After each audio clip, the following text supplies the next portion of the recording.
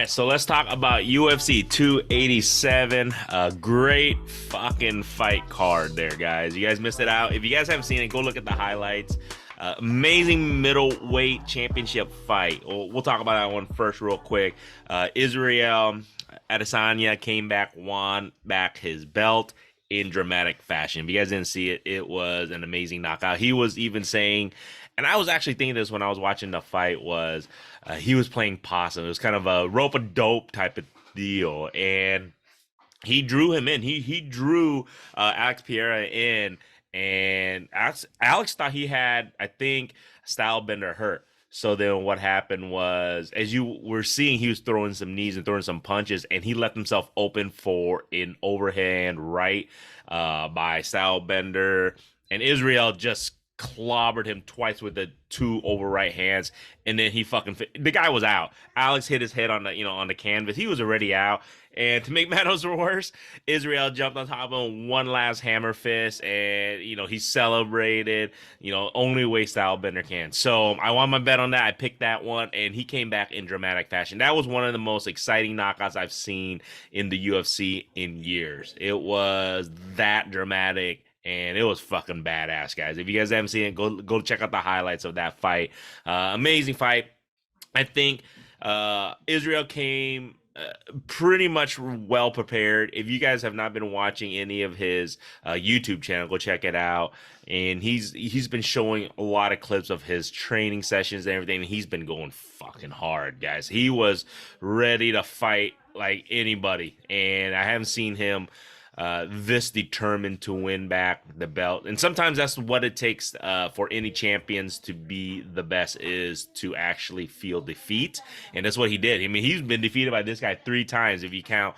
Well, if you've seen his boxing fights originally, if you watch his original kickboxing fights originally, he didn't win the first 2 matches, and then he won the very first MMA fight he fought against him in the UFC just previously. So he's 1-3 against him, but this one definitely takes the cake. I don't know if they're gonna have a part 3. I wouldn't want to miss it though if they do. If they even have another a trilogy, I'd definitely watch it again, because I feel it's that much action packed. These two, motherfuckers, they just throw down, man. They throw blows, and it was going to end in knockout. I think no matter how many times these two fight, it will always end in some type of a brutal knockout, and I can't wait to see if they're going to have a trilogy. It won't be for a while, because he had his bell rung pretty hard. Now, we'll talk about the second co-main event in the welterweight division. We got a chance to see Jorge Masvidal fight against Gilbert Burns. In this fight, it kind of went exactly how I thought. And I thought Gilbert Burns was just a younger, more athletic, more determined guy. I did a long video about, my bets on this before, and I said, you know what, Jorge, I think his, best days are behind him.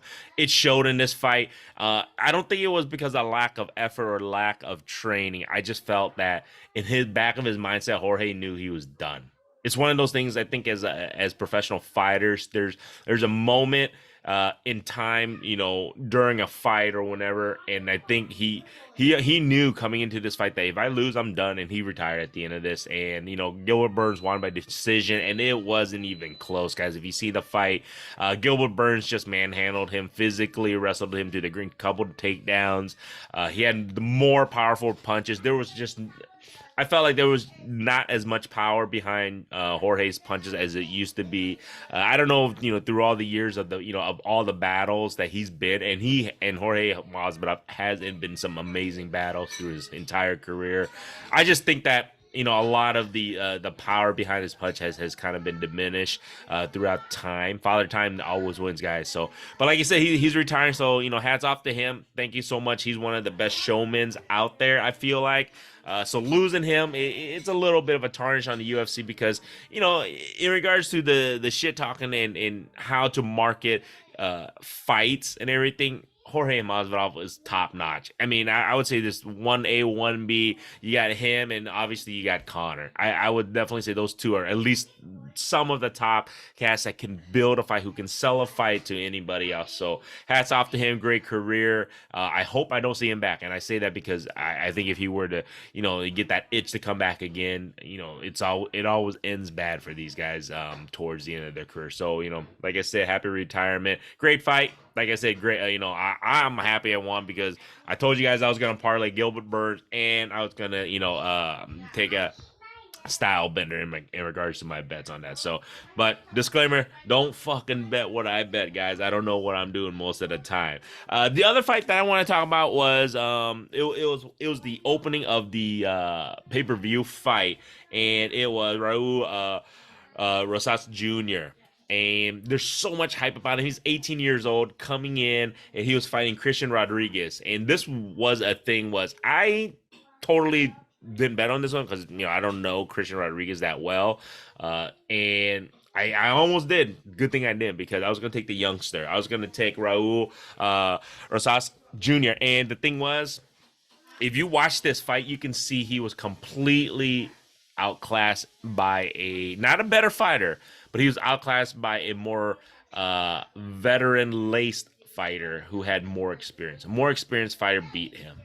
He came out, and if you've seen it, he just came out guns blazing. He was trying to tackle the guy, take him down, wasted all his energy in that very first 3 minutes of the fight. He able to take him down, but then after that, you pretty much saw experience of Christian Rodriguez pretty much kick the 18-year-old's ass. It was plain and simple. I think he'll come back. I think that, he's 18 years old. He's got plenty of time to develop and get better. And, there was a huge hoopla around him. He's 18 years old. He was 7-0 coming in, and everybody expected him just to kind of roll through, and he didn't. He ran into somebody who was just more experienced and just had more opportunities to withstand the wrestling and just outmaneuver the kid. He was just outthinking him, outfought him, smarter, had more energy at the end because he didn't empty his tank in the first 3 minutes of the fight. And that's one thing an 18-year-old, as you guys know, any other 18-year-old, they have so much energy, they just waste it, and that comes with experience. So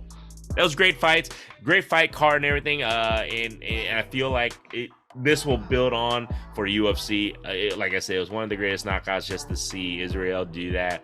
I hope there is a trilogy. It won't be for a while because, like I said, Alex Pereira did get knocked out pretty violently on that one. So if you guys like the violent game, go watch the fucking highlights on this one. But if you guys like this shit, subscribe.